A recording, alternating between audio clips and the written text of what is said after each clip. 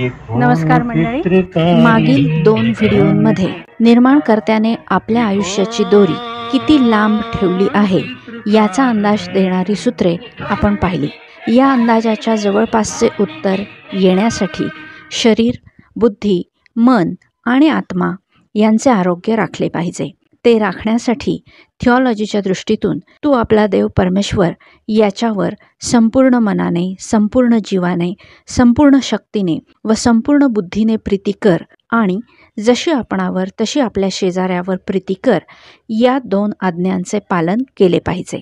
टेट्राग्रामॅटॉन या ग्रीक शब्दाचा अर्थ 4 अक्षरे असा होतो। मोशेने देवाला देवाचे नाव विचारले आणि देवाने मी जो होतो आणि सदैव आहे, I am who I am असे सांकेतिक भाषेत ते मोशेला सांगितले। हा निर्गममधील संदर्भ घेऊन कबालाह किंवा कराईते या प्राचीन यहुदी पंथाने प्राचीन हिब्रू भाषेत ज्याचा उच्चार यहोवा, याहवे, जहोवा वगैरे म्हणून मान्य केला। मुळातच यहोवा हे काही देवाचे नाव नाही, तर त्या नावाचे पावित्र्य जपले जावे म्हणून सांकेतिक भाषेत सांगितलेले देवाबद्दलचे वर्णन आहे। 2 वर्षांपूर्वीच्या व्हिडिओमध्ये मी याबद्दल आणि ताऱ्याबद्दल बोलले आहेच। प्राचीन हिब्रू भाषेत ते पडद्यावर दिसत आहे त्याप्रमाणे लिहिले जाते, मात्र त्याचे लॅटिन किंवा इंग्रजीसारख्या इतर भाषांमध्ये YHWH असे कॅपिटलमध्ये लिखाण केले जाते। हीच ती 4 अक्षरे टेट्राग्रामॅटॉन ज्याद्वारे अखिल विश्व तयार झाले, ज्याचा अंश प्रत्येक सजीवात आहे असे कबालाह किंवा कराईते पंथ मानतो। यामध्ये 6 भुजा असलेला दाविदाचा तारा आणि पंचकोनी तारा यावरून वाद आहेत। पंचभुजा तारा गोल्डन रेशो कसा पूर्ण करतो ते पडद्यावर आपण पाहू शकता। दोन्ही गट ताऱ्यांना महत्त्व देतात हे मात्र नक्की। जेमॅट्रिया म्हणजे अंकशास्त्रानुसार प्रत्येक अक्षरांची एक किंमत ठरवली गेली आहे आणि त्यांच्या आकडेमोडीतून प्राप्त होणारी संख्या गोल्डन रेशो दर्शवते। हिब्रू मुळाक्षरांचा ठरवलेला अंक तुम्ही पडद्यावर पाहू शकता। युद्ध निर्मितीमध्ये देवाचा हात दर्शवणाऱ्या या अक्षराचा अंक आहे 10। हेह जीवनाचा श्वास आत्म्याच्या स्वरूपात दर्शवणाऱ्या या अक्षराचा अंक आहे 5। वाव काळाचा पुरवठा करणारे अक्षर याचा अंक आहे 6।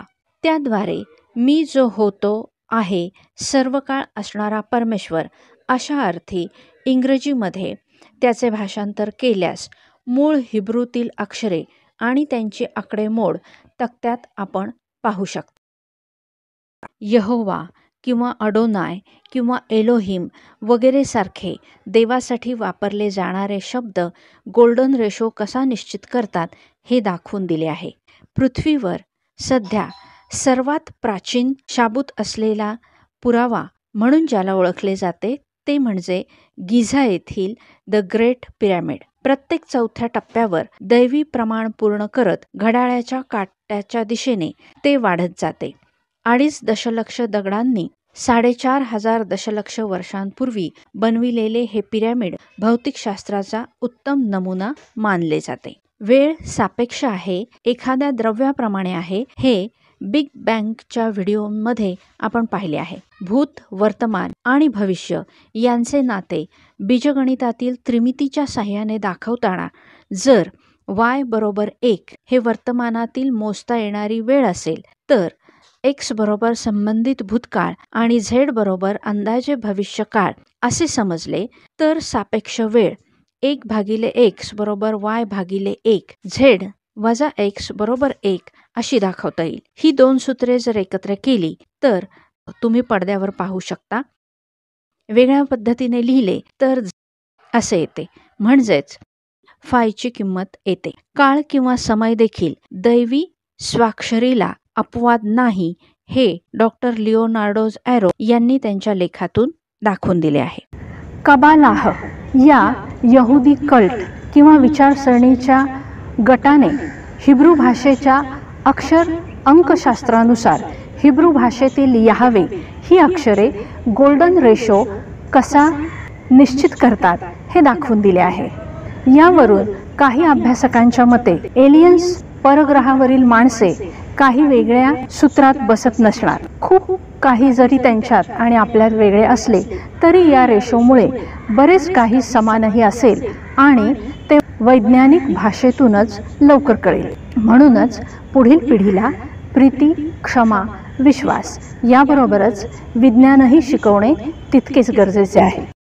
यिर्मया 33:3 नुसार मला हाक मार, मी तुला उत्तर देईन.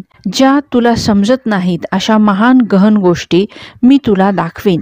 या वचनाला गणित, खगोलशास्त्र, रसायनशास्त्र, सूक्ष्मजीवशास्त्र, भूमिती, भूगर्भशास्त्र, अंकशास्त्र, स्थापत्यशास्त्र, भौतिक, शरीरशास्त्र, बीजगणित आणि थिओलॉजी या विषयांच्या आधारे थोडक्यात वेगवेगळ्या दृष्टिकोनातून न्याय देण्याचा प्रयत्न या मालिकेतून केला आहे. लेखाच्या शेवटी लेखक एक कविता देतात जिचा थोडक्यात मतित अर्थ असा आहे: महान सत्याचा शोध घेताना आमच्या आत्मकेंद्री स्वभावामुळे ते सापडत नाही. तरुणांकडे वेळ नसतो तर वयस्कांकडे इच्छा नसते. एकमेकांना सहाय्य केले तरच स्वार्थाच्या या संसर्गजन्य आजारावर मात करता येईल, असे ते या कवितेतून आपल्याला सांगतात. मंडळी, आपण जसे बाह्य स्वरूपात परंपरा रिवाज म्हणून ख्रिसमसच्या काळात घर आणि ऑफिस सजवले असेल, तसेच निर्माणकर्त्याच्या कोणत्या योजना आणि इच्छा आपण वैयक्तिक, कौटुंबिक आणि सामाजिक पातळीवरती या समयामध्ये पूर्णत्वास नेत आहोत हे तपासणीसाठी जीवनाला उपयोगी पडणारी ही गणिते किंवा सूत्रे स्वतःजवळ लपवून ठेवू नका, तर इतरांनाही द्या. म्हणजे येणाऱ्या वर्षात निर्माणकर्त्याची स्वाक्षरी आपल्या जीवनात अधिक स्पष्टपणे दिसेल आणि मानवतावादी जीवनाचा प्रसार तुम्हीही करत आहात याची प्रचिती जगाला येईल. प्रारंभापासून देवासह असणारा शब्द मी तर आता तुम्हाला दिला आहे. आता पुढची जबाबदारी तुमची आहे. मंडळी, ही व्हिडिओ मालिका येथेच संपत आहोत. कृपया शेअर करा, लाईक करा, डोनेशनची पाटीही दुर्लक्षित करू नका. लवकरच भेटूयात नवीन विषय घेऊन. तोपर्यंत have a blessed Christmas and a very happy, healthy and prosperous new year. Thank you. परमेश्वराचा आशीर्वाद आपणा प्रत्येकाबरोबर असो. आमेन. धन्यवाद. ये कौन चित्रकार है, ये कौन चित्रकार, ये कौन चित्रकार है, ये कौन चित्रकार